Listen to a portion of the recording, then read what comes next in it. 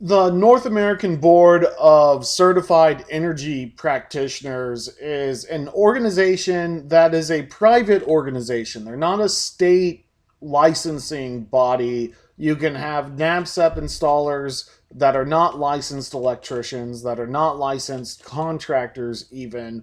But it is an organization to find local solar subject matter experts, and often these are field installation professionals. And so if you are looking to hire a solar designer or an installer, a good starting point is the NABCEP website. Now, in the past, NABCEP has not had all these sorts of different different levels. For a while now, they've had an entry level program called the PV Associate Program. And so if you've taken other classes from us and you still don't feel confident in your solar experience or design expertise, you should be testing into the PV Associate exam to show that you have received some solar knowledge and training, but you are just beginning your solar professional career. If you are more on the sales side of things, there is a special designation of PV technical sales. The exam is more economics based. So if you're more familiar with doing cash flow modeling and solar budgeting, and you don't want to be in the field side, PV technical sales is a good way to go. However, what's the most popular is the NABCEP PV installation professional certificate. This was kind of the first certificate that came to market. It's the one that I got.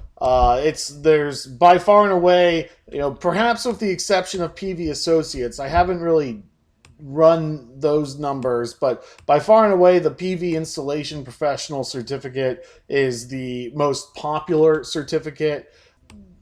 NABCEP has produced some more advanced certificate paths, I'm guessing, in order to distinguish between top tier PV installers and other PV installers. And so the design specialist qualifications and the installer specialist qualifications are a little bit more stringent than just the installer level, although the installer level is what I would recommend anyone who's not currently in NABCEP. They get that as their starting point because it is the most common certificate, and I view it as pretty valuable. How I use my NABCEP certificate changes. Back in the day, it used to be a requirement for utility incentives, which I didn't always agree with. Now the rebates are over. So when I'm using my NABCEP certificate, I'm really using it as a sales tool for clients to say, look, NABCEP requires continuing education. NABCEP requires a little bit of money each year.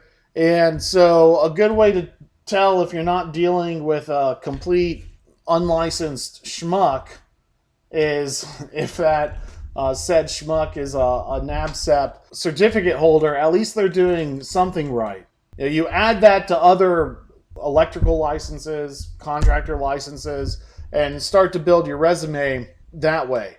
I think if you are getting into solar, a better starting point for your career is to go to electrician school or just to get out in the field and get experience. But at the same time, if you're already experienced in solar design and installation, you've just never joined NABCEP before, you can probably skip the PV associate and just go straight for the NABCEP PV installer certificate and do just fine.